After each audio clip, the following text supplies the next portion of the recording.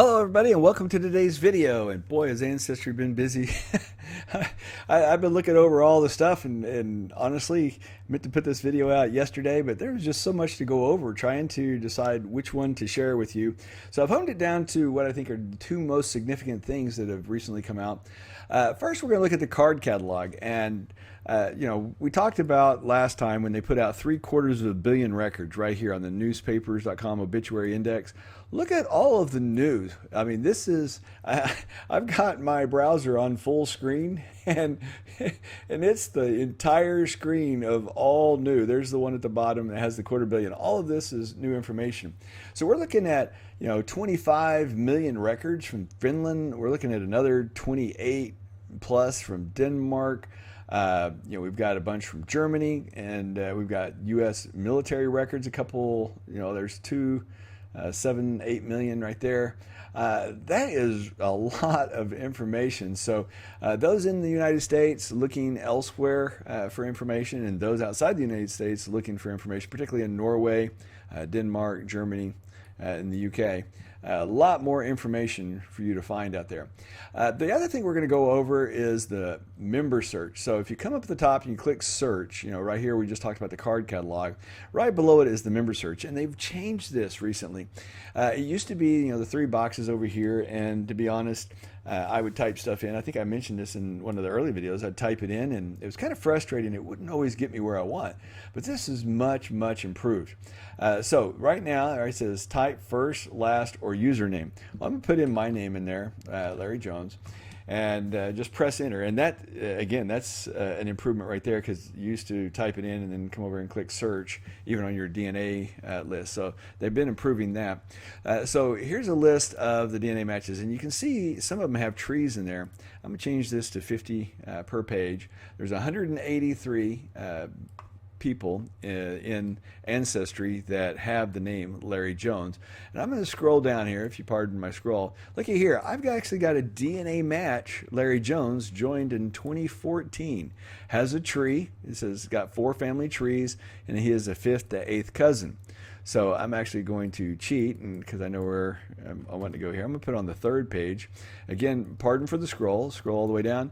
And we have another Larry Jones, 5th to 8th cousin, that joined in 2016. So it's really kind of funny for those of you who know my story. Here I am, Larry Jones, Frisco, Collin County, Texas.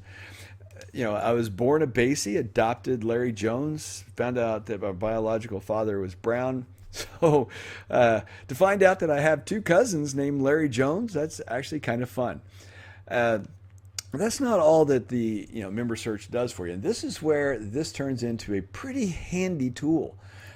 So right here it says find specific member, but look right here, find members by research interest. Okay, so you click on that, and notice this little arrow here. Okay, the little drop down. Anytime you see that, that typically means that there's something to pop down.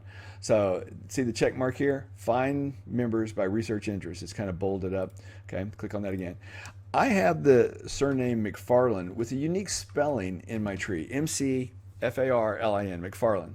And it's synonymous with McFarlane, McFarland, McFarlane. And this is the spelling that my family adopted. And so there's 40 results for this spelling.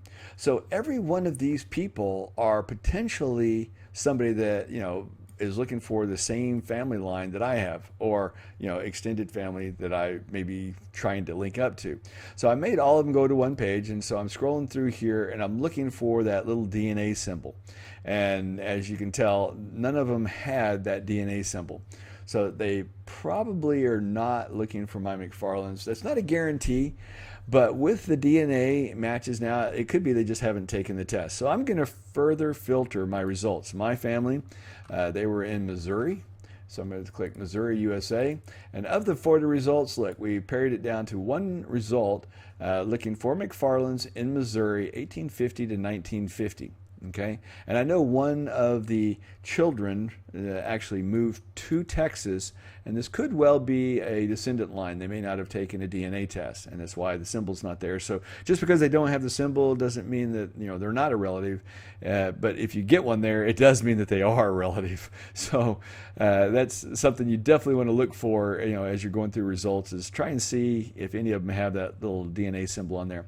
Now, on the year, this is supposed to filter by year, and to be honest, I have not figured this out, and maybe somebody can help me with it.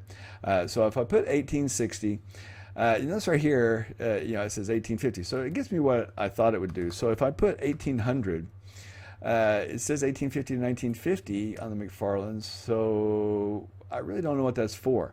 I think that it must be the entire tree, because it's really not the McFarlands. See, McFarland, Missouri, 1800s. So if I look at their 4 trees, I'm going to go to the first one, and I know there's McFarlands. So right here we got Maria Louisa McFarland, Jefferson McFarland. But just to find out how many there are, we're going to type in McFarland. And so these 2 have dates. That's this one and this one. Okay. So these do not have dates associated with them. Now in my filter I put 1800, and for some reason it allowed that. And the only thing that I can guess is that perhaps on their tree, because their tree goes beyond 1800, that it allowed that to come to me. I honestly and truly don't know. Now, the second thing I want to point out is when you're using the member search is when you come back to the member search, it does not keep where you were before. That's not kept in a global variable. So every time you come and you want to research a new surname, you will have to come, click the drop down arrow, and click the find member by research interest, and then type in the surname. So I'm going to look for another surname, Brown. They were also in Missouri, and so we're going to find out if somebody is looking for the same Browns that I have there. Again, one of the first things I'm going to do is change it to 50. That would be nice if that was kept, but maybe that's something that'll change in the future. But I'm going to scroll through here and look real quick and just say, okay, do any of these Browns have a DNA symbol? And I don't find them, and therefore, okay, now I'm going to start going, there's Missouri, there's Missouri. So if I type in, Brown, Missouri, all of these are going for Browns in Missouri. They're all potentially looking for what I'm looking for. It's just that none of them appear to be DNA connected. Again, apologize for the scroll, but rather than go and look at each one individually for you, just scroll quickly and see if any of them had it. We'll go to the 3rd page, and again, no DNA matches. That's what we want to look for first, and then if that doesn't happen, you pick one up. That says 20 plus family trees. That means they've obviously been doing it. The join date is a nice clue. If somebody has a join date that's quite a long time ago, joined 20 plus years, whew.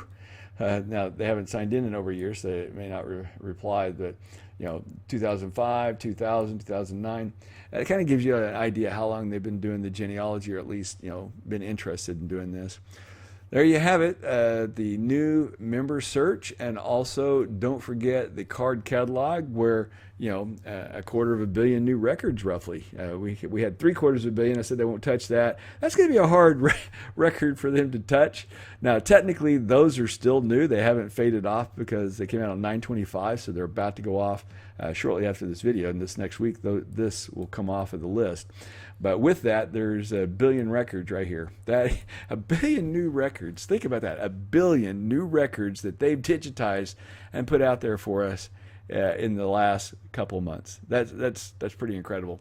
Don't forget to check out the member search. If you like the video, give it a thumbs up, pass it to your friends. Thank you all. 5,500 subscribers. Well, technically I'm short by 9 right now, or we're short by 9. But I'm sure we'll get that in the next day or so. 5,500. It just boggles my mind that 6 months ago, made the first video trying to help a friend verify his tree, and it just has helped some people and helped more people, and it's been passed around and shared. Not been advertised at all. It's all you. Every bit of if you've ever shared one of our videos, take pride in the fact that every single subscriber came as a result of your efforts. It's, I'm not sharing the videos with the people except here. You guys are what's spreading it around, and that's what makes this absolutely so incredible. What's also amazing is the number of views. I mean, the last videos, both of them are right there, just under 5,000 videos, and we have 5,500 subscribers. Very few can touch that ratio on videos. That's just, wow. You folks are wonderful, and I really do appreciate it. I cannot tell you how much I appreciate it. And as a result of this, I just want to say thank you, and stick around for Monday's video. Monday's video, I am going to compare the DNA kits at a high level between FTDNA, MyHeritage, 23andMe, and Ancestry. We're going to compare their prices, compare their features at a high level, and tell you which one is the best deal, best bang for the buck, and which one's cheapest if you're just trying to get entry level. And so stick around. That'll be Monday's video. There won't be one later next week with Thanksgiving. Everybody can take pause, be with their families. Hopefully you've worked on your genealogy and you can share them at Thanksgiving. That's a great time to share that family tree. So, get in there and print out that family tree, put it in a nice little booklet, and maybe give it out to the family. If not on Thanksgiving, maybe you can hand them out as little mini Christmas presents, little bitty miniature books. You're probably looking for something to get people. That makes something that's really interesting and fun for everybody. Put some family stories, family history in there. And so there's just something for Christmas.